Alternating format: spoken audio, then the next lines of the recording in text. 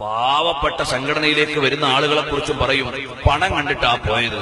യഥാർത്ഥത്തിൽ നമ്മുടെ പ്രസ്ഥാനങ്ങളും സ്ഥാപനങ്ങളും ഒക്കെ നടക്കാൻ എത്ര കഷ്ടപ്പെടുന്നു അത് നടത്തുന്നവർക്കല്ലേ അറിയൂ.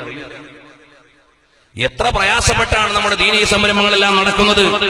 എന്നാൽ ഒരാൾ പ്രവർത്തന രംഗത്തേക്ക് വന്നാൽ നീ എന്തു കണ്ടിട്ട് പോയി എന്ന് ചോദിച്ച് ചിലർ നിരുത്സാഹപ്പെടുത്തും. അത് പഴയകാല ജാഹിലിയ്യ തന്ത്രത്തിന്റെ ഭാഗമാണ്. ഈമാനുള്ളവർ അതിൽ വീഴില്ല.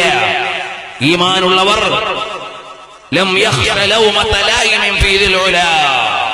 അള്ളാഹുവിന്റെ പ്രീതിക്ക് വേണ്ടി പ്രവർത്തിക്കുന്നവർക്ക് ആരോപണം പ്രശ്നമല്ല, ആക്ഷേപം പ്രശ്നമല്ല. പറയുന്നവരുടെ പറയും. നമ്മൾ നമ്മുടെ റബ്ബിനോടുള്ള സമീപനത്തിൽ കൃത്യതയുള്ളവരായിരിക്കണം. അള്ളാഹുവോടുള്ള നമ്മുടെ ഇടപാട് കൃത്യമാകണം. നാം പടച്ചവന്റെ മുമ്പിൽ പ്രതിയാകാൻ പാടില്ല. പറയാനുള്ളവർ ഇങ്ങനെ പറയും. എന്തെല്ലാം ആരോപണങ്ങളാണ് സത്യപ്രസ്ഥാനത്തിനു നേരെ, പണ്ഡിതന്മാർക്കു നേരെ, മുന്നണി പോരാളികൾക്ക് നേരെ, സംഘടനാ നായകർക്കു നേരെ, സാരഥികൾക്ക് നേരെ എക്കാലത്തുണ്ടാവും. ഈമാനുള്ള ആളുകൾക്കത് പ്രശ്നമല്ല. കാരണം അള്ളാഹുവിന്റെ പ്രീതിക്ക് വേണ്ടി പ്രവർത്തിക്കുന്നവർക്ക് ആരോപണങ്ങൾ ഒരു പ്രശ്നമല്ല. ഒരു ഭാഗത്ത് അങ്ങനെ നടക്കും.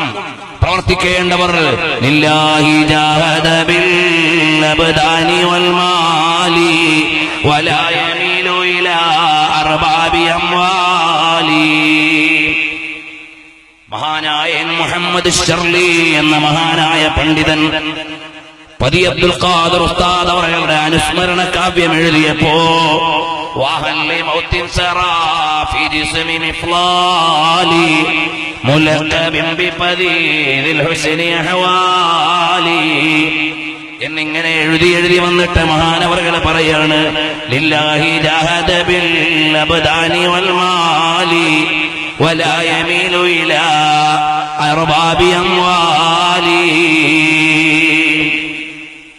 അല്ലാഹുവിന്റെ പ്രീതിക്ക് വേണ്ടി എല്ലാം സമർപ്പിച്ചവരാണ്. അവരുടെ ആയുസ്സും സമയവും മുഴുവനും അല്ലാഹുവിന്റെ പ്രീതിക്ക് വേണ്ടിയാണ്. അവർക്കൊരാളുടെ ആരോപണവും പ്രശ്നമല്ല. അവരൊരു ലക്ഷ്യത്തിനിറങ്ങിയതാണ്. അത് അല്ലാഹുവിന്റെ പ്രീതിയാണ്. അതുകൊണ്ട് എന്റെ ദീനീ പ്രവർത്തകരോട് പറയാനുള്ളത്, ആരോപണങ്ങൾ ഉണ്ടാകാം, പക്ഷേ ഒരു കാര്യം ആലോചിക്കണം. എല്ലാ രഹസ്യങ്ങളും അറിയുന്ന ജല്ല ജലാലുഹു അവന്റെ മുമ്പിൽ പ്രതിയാകരുത്. നമ്മുടെ സ്വകാര്യം സത്യസന്ധമാകണം. അള്ളാഹുവിന്റെ പ്രീതിയിലായിരിക്കണം. ഇടപാടുകൾ കൃത്യമായിരിക്കണം. എല്ലാ കാര്യങ്ങളിലും പടച്ചവന്റെ പ്രീതി കാത്തുരക്ഷിക്കണം. ഇതല്ലാതെ വേറെ എല്ലാവരെയും തൃപ്തിപ്പെടുത്തിയിട്ടൊന്നും ചെയ്യാനാവില്ല. അതുകൊണ്ട് ലില്ലാഹ് അള്ളാഹുവിന്റെ വജ്ഹിന് വേണ്ടി ചെയ്തോ.